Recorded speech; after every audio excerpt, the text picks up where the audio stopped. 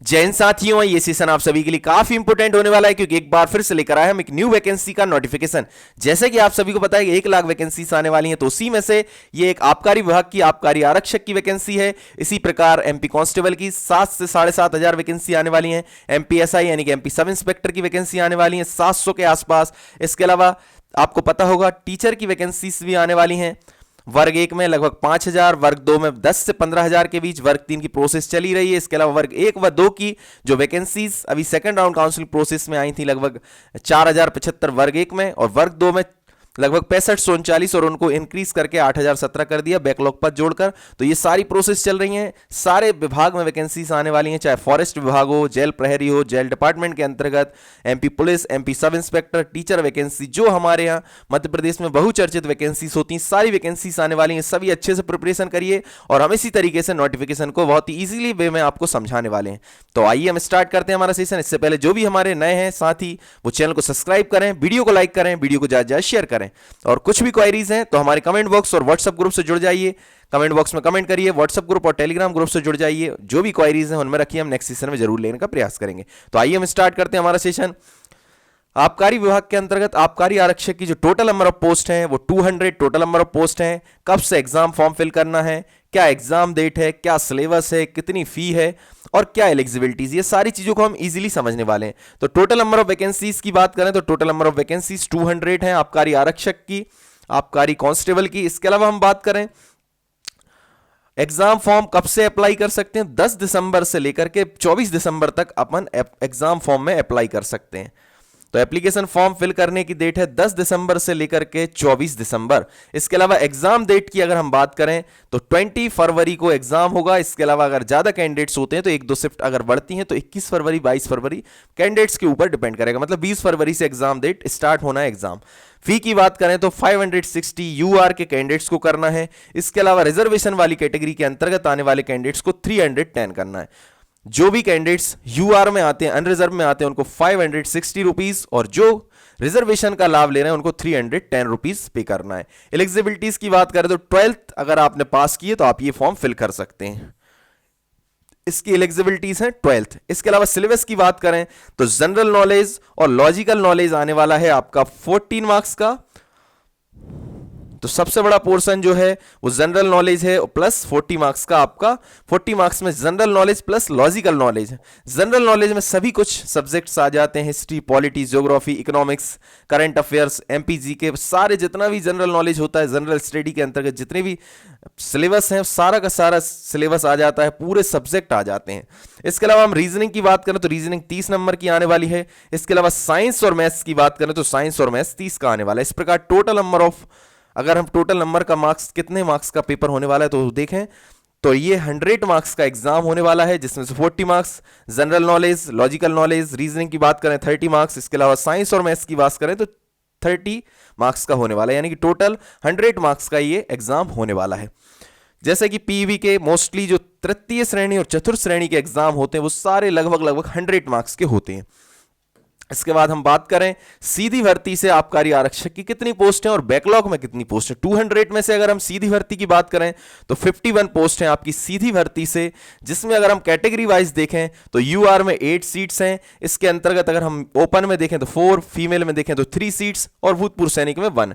अन्य पिछड़ा वर्ग यानी कि ओबीसी में देखें तो 16 सीट है सीधी भर्ती से, जिसमें से 10 ओपन में, फीमेल के लिए 5, 1 हो जाएंगी भूतपूर्व सैनिक यानी कि एक्स सर्विसमैन के लिए। एससी में टोटल 9 सीट्स हैं, जिसमें से 5 ओपन में, महिलाओं के लिए 3 सीट्स, इसके अलावा भूतपूर्व सैनिक यानी कि एक्स सर्विसमैन के लिए 1 सीट्स। अगर हम बात करें एसटी की तो एसटी में 12 सीट है, जिसमें से अगर आप देखेंगे ओपन में 7, फीमेल के लिए 4, 1 हो जाएंगी एक्स सर्विसमैन के लिए। ईडब्ल्यूएस की बात करें तो 6 सीट्स हैं ईडब्ल्यूएस की, जिसमें से 3 हो जाएंगी आपको ओपन में, 2 फीमेल के लिए, 1 हो जाएंगी एक्स सर्विसमैन। इस प्रकार ओपन में टोटल नंबर ऑफ सीट्स देखेंगे 29, फीमेल के लिए 17 और 5 हो जाएंगी आपकी एक्स सर्विसमैन, और टोटल नंबर ऑफ पोस्ट हो गई 51। आपको जैसा कि पता होगा फीमेल के लिए मध्य प्रदेश में ऑल गवर्नमेंट जॉब में शिक्षक भर्ती को छोड़कर 33% रिजर्वेशन होता है, शिक्षक भर्ती में 50% रिजर्वेशन होता है। महिलाओं का रिजर्वेशन हॉरिजॉन्टल होता है, महिलाओं का, एक्स सर्विसमैन, दिव्यांग, सारे ये रिजर्वेशन हॉरिजॉन्टल होते हैं। और गेस्ट फैकल्टी जो आपको शिक्षक भर्ती में देखने को मिलता है तो वहां भी हॉरिजॉन्टल रिजर्वेशन होता है। तो ये वैकेंसीज हो गई आपकी। इसके अलावा हम नेक्स्ट स्लाइड में देखने वाले हैं आबकारी आरक्षक भर्ती में जो बैकलॉग पद हैं, जो पुराने बचे हुए पद बच जाते हैं रिजर्वेशन कैटेगरी वाले, वो वाले वैकेंसी हम देखने वाले हैं। तो इसमें अगर हम देखेंगे यूआर में तो 0 ही रहेंगी, पूरी वैकेंसीज फिल हो जाती हैं यूआर की। अनरिजर्व होता है, वैसे भी अनारक्षित होता है। इसके अलावा अन्य पिछड़ा वर्ग में 14 वैकेंसीज हैं। रिजर्वेशन वाली कैटेगरी में अगर सीट्स बच जाती हैं तो वो नेक्स्ट जब भी वैकेंसी आती है उसमें ऐड हो जाती है, वो बैकलॉग वैकेंसी होती हैं। 8 हो जाएंगी इसमें ओपन में, 5 फीमेल में, 1 हो जाएंगे एक्स सर्विसमैन। एससी की बात करें तो 58 है यहाँ पर एससी की हैं, 33 ओपन में, 19 फीमेल के लिए और 6 हो जाएंगे एक्स सर्विसमैन। उसके अंदर भी 2 फीमेल के लिए हो रहेंगी। इसके अलावा हम बात करें एसटी की तो एसटी में 77 सीट्स हैं टोटल, 44 हो जाएंगी ओपन में महिलाओं के लिए यानी फीमेल के लिए 25, 8 हो जाएंगे एक्स सर्विसमैन। उसके अंदर भी फीमेल के लिए 3 रिजर्वेशन है। इसके अलावा हम बात करें ईडब्ल्यूएस के लिए 0 सीट्स हैं। टोटल नंबर ऑफ पोस्ट देखें ओपन में हो जाएंगे 85, फीमेल के लिए 49, 15 हो जाएंगी आपकी एक्स सर्विसमैन और टोटल नंबर ऑफ पोस्ट 149 यानी कि 149 सीट्स हैं। बैकलॉग की सीट्स जो पहले जब भी वैकेंसी आई होगी वो वैकेंसीज बच गई होंगी, अब यहां आकर ऐड हो गई। नेक्स्ट स्लाइड में हम देखने वाले हैं जो मध्य प्रदेश में एक स्पेशल रिजर्वेशन मिल रहा है, जो हमारे संविदा कर्मी हैं जो सेवाएं दे रहे हैं कम पेमेंट में, तो उनके लिए 20% रिजर्वेशन मिलता है टोटल वैकेंसी का। लेकिन आबकारी कुछ डिपार्टमेंट ऐसे होते हैं, डेयरी हुआ, आबकारी हुआ, और भी कुछ डिपार्टमेंट जैसे टीचर की वैकेंसी हुई, तो वहां पर संविदा कर्मियों को 20% रिजर्वेशन नहीं मिलता है। तो इसमें यही है कि यहां पर आबकारी आरक्षक हेतु ये जो 20% का रिजर्वेशन है वो रिजर्वेशन यहां पर कब रिजर्वेशन नहीं मिलेगा, ठीक है ना। तो जो भी संविदा कर्मी उनके लिए 20% का रिजर्वेशन इस डिपार्टमेंट में नहीं मिलता है, इसका कोई प्रावधान नहीं है। अब हम बात करें एज की तो यूआर निलोपन के लिए जो एमपीपीएससी के थ्रू वैकेंसीज आती हैं, चाहे राजपत्रित हो या फिर अराजपत्रित हो, तो उसमें हम बात करें यूआर निलोपन में 21 हो जाएंगी मिनिमम एज, और मैक्सिमम हम बात करें तो अधिकतम हो जाएगी 33। तो 21 हो जाएंगी आपकी न्यूनतम और अधिकतम इसमें हो जाएगी 33। अगर हम एमपीपीएससी की बात करें, एमपीपीएससी के अतिरिक्त जो वैकेंसीज आती हैं, एमपीपीएससी के अतिरिक्त तृतीय और चतुर्थ श्रेणी की जो वैकेंसीज होती हैं उसमें न्यूनतम एज 18 होती है और 33 अधिकतम होती है। तो एमपीपीएससी के अंतर्गत जो भी वैकेंसीज आती हैं उस वैकेंसी में 21 मिनिमम एज और 33 हो जाएगी मैक्सिमम। एमपीपीएससी के अतिरिक्त जो भी वैकेंसीज आती है उसमें मिनिमम 18 और 33 हो जाएगी मैक्सिमम। जो वर्दीधारी वैकेंसीज हैं ये पूरी कितनी है, जो आरक्षक भर्ती हुई, सब इंस्पेक्टर हुई, जो एक्स्ट्रा वैकेंसीज आती हैं, जेल प्रहरी, MP police constable, forest guard, जितनी भी वर्दीधारी वैकेंसीज होती हैं उसमें 18 मिनिमम 33 मैक्सिमम। अब हम बात करें जो मध्य प्रदेश की महिलाएं हैं यूआर की हैं उनके लिए थोड़ा सा बेनिफिट मिल जाता है। 21 तो हो जाएगी इनकी मिनिमम, एमपीपीएससी की 3 अधिकतम हो जाएगी 38, और यहां पर वर्दीधारी में 18 हो जाएगी आपकी मिनिमम और 38 हो जाएगी मैक्सिमम। तो यूआर की जो महिलाएं उनके लिए तृतीय और चतुर्थ श्रेणी की जो वैकेंसीज आती हैं ईएसबी, पीवी, एमपी ऑनलाइन के थ्रू, उनमें मिनिमम हो जाएगी 18 और मैक्सिमम हो जाएगी 38, यानी कि 5 साल का एक्स्ट्रा बेनिफिट है मध्य प्रदेश की यूआर की महिलाओं के लिए।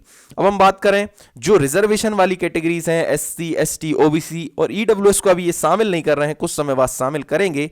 अभी कहीं कहीं देखने को मिलता है ईडब्ल्यूएस को रिजर्वेशन वाली कैटेगरीज में रखा गया, कहीं कहीं पर भूल जाते हैं। तो यहां पर एससी, एसटी, ओबीसी, ईडब्ल्यूएस भी आएगा, अभी तो ओबीसी तक है। और हमारे निगम और मंडल के जो कर्मचारी हैं या फिर नगर सैनिक हैं, इन सभी के लिए और एक्स्ट्रा बेनिफिट रहता है 5 साल का और एक्स्ट्रा बेनिफिट, यानी कि 43 मैक्सिमम हो जाएगी। 38 वैसे मैक्सिमम है, 38 5 43 हो जाएगी। तो ये जो रिजर्वेशन वाली कैटेगरीज हैं उसमें 5 साल का और एक्स्ट्रा बेनिफिट है। तो ये हमारी एज से रिलेटेड जो भी इशू थे वो क्लियर हुए। नेक्स्ट स्लाइड में हम देखने वाले हैं रिजर्वेशन। आप सभी को पता होगा मध्य प्रदेश में एससी के लिए 16%, एसटी के लिए 20%, ओबीसी के लिए 27% और बची हुई जो सीट्स रहती है, इसके अलावा ईडब्ल्यूएस के लिए 10%, उसके बाद जो बच रही 27% सीट्स वो होती हैं यूआर के लिए, अनरिजर्व होती हैं। तो एससी के लिए 20%, एससी के लिए, एसटी के लिए 20%, एससी के लिए 16% और ओबीसी के लिए 27 और ईडब्ल्यूएस के लिए 10। इसके बाद बची हुई 27% सीट्स होती हैं यूआर के लिए, यानी कि अनारक्षित होती हैं, जिस पर कोई भी कैंडिडेट जा सकते हैं, चाहे एससी के, चाहे एसटी के, चाहे ओबीसी के, चाहे ईडब्ल्यूएस के। अगर मेरिट क्रम में ऊपर है तो उनका सिलेक्शन वहां हो जाएगा। नेक्स्ट स्लाइड में हम देखने वाले हॉरिजॉन्टल रिजर्वेशन किस किस को मिलता है। तो मध्य प्रदेश शिक्षक भर्ती को छोड़कर फीमेल के लिए सभी वैकेंसीज में 33% रिजर्वेशन होता है। शिक्षक भर्ती में 50% होता है, इसलिए मैं उसको मेंशन कर रहा हूं। 33% आपका फीमेल के लिए रिजर्वेशन हो जाएगा। हॉरिजॉन्टल रिजर्वेशन रहेगा ये। हॉरिजॉन्टल रिजर्वेशन के लिए अगर आपको डाउट क्लियर करने हैं तो मेरा सेशन जरूर देखिएगा। एक मैंने बहुत ही शानदार यूनिक सेशन बनाया, 7-8 हज़ार लोगों ने देखा है, तो वो सेशन देखेंगे तो हॉरिजॉन्टल रिजर्वेशन से रिलेटेड सारी चीजें आपकी क्लियर हो जाएंगी। तो 33% फीमेल के लिए हॉरिजॉन्टल रिजर्वेशन, एक्स सर्विसमैन के लिए 10% हॉरिजॉन्टल रिजर्वेशन। इसके अलावा अगर दिव्यांग की वैकेंसीज होती हैं, किसी भी वैकेंसी के अंतर्गत दिव्यांग का रिजर्वेशन होता है तो वो भी हॉरिजॉन्टल रिजर्वेशन होता है। दिव्यांग के लिए 6% रिजर्वेशन होता है। यहां पर नहीं है क्योंकि ये फिजिकल वाली वैकेंसी है जिसमें फिजिकल मापदंड चाहिए, तो इसमें फिजिकल हैंडीकैप के लिए कोई वैकेंसी नहीं है, क्योंकि फिजिकल हैंडीकैप के लिए फिजिकल फिट होना थोड़ा सा उतना नहीं है जो नॉन फिजिकल हैंडीकैप है। तो यहाँ पर जहाँ भी फिजिकल हैंडीकैप की वैकेंसी होगी वहाँ 6% रिजर्वेशन रहेगा ऑल वैकेंसी का। यहाँ पर अपन देखेंगे हॉरिजॉन्टल में फीमेल के लिए रहेगा 33, एक्स सर्विसमैन के लिए 10%, और जहाँ भी दिव्यांग साथियों के लिए वैकेंसी होगी वहाँ 6% दिव्यांग के लिए साथियों के लिए रहेगा। इस वैकेंसी में दिव्यांग साथियों के लिए वैकेंसी नहीं है क्योंकि ये फिजिकली वाली वैकेंसी है। वर्दीधारी सारी फिजिकल वैकेंसी होती हैं जिसमें फिजिकली फिटनेस टेस्ट किया जाता है। नेक्स्ट स्लाइड के माध्यम से हम देखेंगे मिनिमम फिजिकल एलिजिबिलिटीज क्या होना चाहिए, हाइट क्या होना चाहिए, चेस्ट कितना होना चाहिए, ये सारी चीज़ों को इसमें देखने वाले हैं। तो इसमें मेल की बात करें तो मेल के लिए यहाँ पर मिनिमम जो हाइट होनी चाहिए 167.5 सेंटीमीटर होना चाहिए। मिनिमम हाइट मेल कैंडिडेट्स के लिए 167.5 सेंटीमीटर होना चाहिए। फीमेल के लिए 152.4 सेंटीमीटर होना चाहिए। चेस्ट की बात करें, सीने की बात करें तो मेल के लिए 81 सेंटीमीटर मिनिमम होना चाहिए, और जितना भी होगा 81 के एक्स्ट्रा, 81 तो मिनिमम हो गया, फिर जब अपन सीने को फुलाते हैं तो तब कितना एक्स्ट्रा होना चाहिए, 5 सेंटीमीटर फूलना चाहिए। मतलब कि फुलाने और बिना फुलाने के बीच का 5 सेंटीमीटर का डिफरेंस होना जरूरी। मानकर चलिए किसी का 90 है मिनिमम, तो 95 तक पहुंचना चाहिए फुलाने के बाद, ठीक है ना। तो मिनिमम 81 है और मैक्सिमम नहीं लिखा है, वो ये लिखा है कि अगर 81 आपका है तो 86 होना चाहिए जब आप सीने को फुलाते हैं, तब कितना होना चाहिए, 81। तो सभी अच्छे से प्रैक्टिस करें, बढ़िया एक्सरसाइज करें जिससे सीना 5 सेंटीमीटर तक फूल सके, है ना। फिजिकल जो करते होंगे उन सभी का तो फूलता ही होगा इजीली, जैसे कि हम जानते हैं, हमने खुद फिजिकल किया है। तो 81 सेंटीमीटर मिनिमम हो गया, और अगर आप 81 ही है आपका फिक्स तो 86 होना चाहिए, 90 है तो 95 होना चाहिए, 100 है तो 105 होना चाहिए। तो 5 एक्स्ट्रा होना चाहिए फुलाने के बाद, ठीक है ना। इसके अलावा फीमेल के लिए सीने से रिलेटेड कोई भी प्रावधान नहीं होता है। एलिजिबिलिटीज की बात करें तो 10+12 यानी कि 10+2 यानी कि 12th आप मिनिमम 12th आपने पास कर लिया हो। मिनिमम एलिजिबिलिटीज जो क्वालिफिकेशंस होती हैं, एजुकेशनल क्वालिफिकेशंस जिनको बोलेंगे, तो 12th आप पास हैं तो इसके लिए एलिजिबल हैं फॉर्म फिल करने के लिए। हम एग्जाम सेंटर की बात करें तो 10 एग्जाम सेंटर हैं, भोपाल, इंदौर, जबलपुर, ग्वालियर, उज्जैन, रतलाम, सागर, सतना, खंडवा और सीधी। जो भी आपको पास पड़ता है उसको आप सिलेक्ट करेंगे।